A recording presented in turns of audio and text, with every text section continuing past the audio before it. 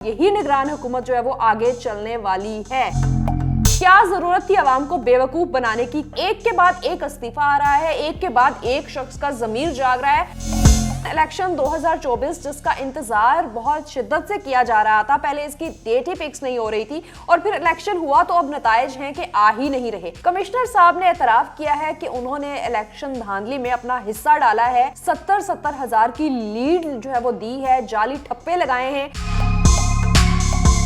मुल्क की सूरत हाल इस नहज पर पहुंच चुकी है कि कोई जमात इस वक्त जो है वो हुकूमत बनाने को तैयार नहीं। जो हालात नजर आ रहे हैं, जो सिचुएशन है और जो खबरें आ रही हैं, उससे यही साबित हो रहा है कि ये सारे जो जमीर जाग रहे हैं, ये जो इलेक्शन का सिस्टम जो एक प्रोसेस चला और इतना पैसा लगा आवाम का, लोग बेवकूफ थे जो घरों से निकले। कमिश्नर रावलपिंडी लियाकत अली चट्टा ने आज सुबह जो है वो एक बॉम्ब फोड़ा और वो उन्होंने अवाम के नहीं बल्कि अपने सर पर भी फोड़ा और इतलात आ रही है कि अब उनकी गिरफ्तारी भी हो चुकी है। कमिश्नर साहब ने एतराफ किया है कि उन्होंने इलेक्शन धांधली में अपना हिस्सा डाला है। 70 हजार की लीड जो है वो दी है, जाली ठप्पे लगाए हैं और वो ये एतराफ भी कर रहे हैं कि उन्होंने इस 2024 के इलेक्शन को मुतनाज़े बनाया, रिगिंग की।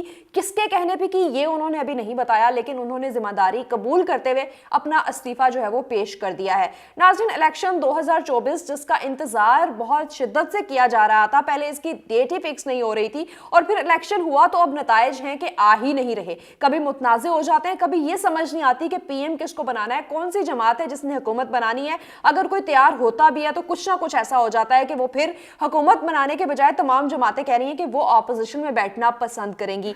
मुल्क की सूरत हाल इस नहज पर पहुंच चुकी है कि कोई जमात इस वक्त जो है वो हुकूमत बनाने को तैयार नहीं है और एक के बाद एक इस्तीफा आ रहा है, एक के बाद एक शख्स का जमीर जाग रहा है और समझ से बालातर है कि अगर इलेक्शन के इस सिस्टम को मुतनाज़े ही बनाना था, आपने रिगिंग को ही साबित करना था, तो क्या जरूरत थी आवाम के टैक्स का इतना पैसा खर्च करने की? क्या जरूरत थी आवाम को बेवकूफ बनाने की? क्या जरूरत थी कि आप इलेक्शन प्रोसेस में पड़े जब आपने निगरान सेटअप को ही आगे बढ़ाना था? जो हालात नजर आ रहे हैं, जो सिचुएशन है और जो खबरें आ रही हैं, उससे यही साबित हो रहा है कि ये सारे जो जमीर जाग रहे हैं, ये जो इलेक्शन का सिस्टम जो एक प्रोसेस चला और इतना पैसा लगा आवाम का, लोग बेवकूफ थे जो घरों से निकले, उन्होंने जाके वोट कास्ट किए और फिर वो वोट जो है वो अब जाली साबित हो रहे हैं। अगर ये सारे ठप्पे जाली लगाए गए थे तो फिर अवाम क्या करने निकले थे? तो ये सारी चीजें सिस्टम को एक जो है वो इस नहज पर लेके जा रही है कि फिलहाल इलेक्शन का नतीजा शायद मुतनाज़े करार दिया जाएगा और यही निगरान हुकूमत जो है वो आगे चलने वाली है। जी बिल्कुल, ये आपको खबर दे रहे हैं, इसको आप तजिया कहें, प्रिडिक्शन कहें, जो भी कहें, निगरान सेटअप जो है वो एक्सटेंड होने के चांसेस बहुत ज्यादा बढ़ चुके हैं।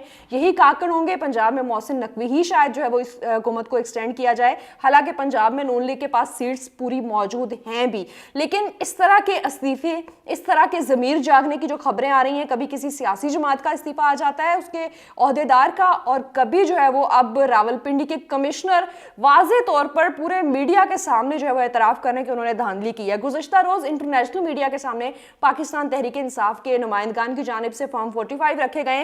पूरे इलेक्शन प्रोसेस को आपने मुतनाज़े बना दिया है। पूरी दुनिया में इस वक्त जो है वो पाकिस्तान का इलेक्शन रिग्ड शुदा इलेक्शन करार दिया जा रहा है। आपकी एमनेस्टी इंटरनेशनल, आपका अमेरिका, यूके, हर कोई सवाल उठा रहा है कि आपकी डेमोक्रेसी कहाँ है, कहाँ है ये आपका इलेक्शन का सिस्टम? इस सारे मामले में अब जिम्मेदारी जो बनती है वो चीफ इलेक्शनर कमिश्नर की बनती है कि क्या कर रहे हैं वो। उन पे इतने सारे इल्जामात लग गए हैं और फिर हमारे जो चीफ जस्टिस हैं उन पे इल्जामात लग रहे हैं, हमारे आर्मी चीफ पे इल्जामात लगा रहे हैं, हमारा इलेक्शन जो है वो प्रोसेस सारा जो है वो मुतनाज़े करार दिया जा रहा है। क्यों कोई फेयर इन्वेस्टिगेशन नहीं हो रही?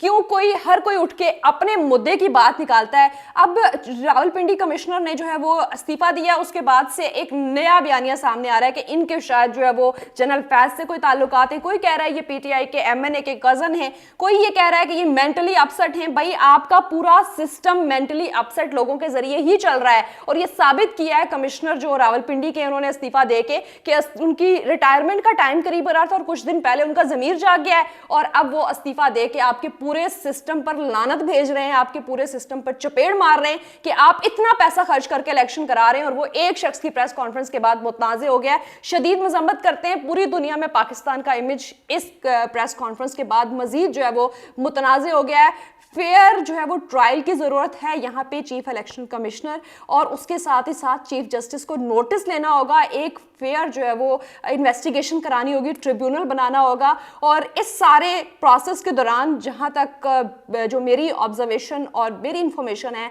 ये निगरान सेटअप ही चलने वाला है।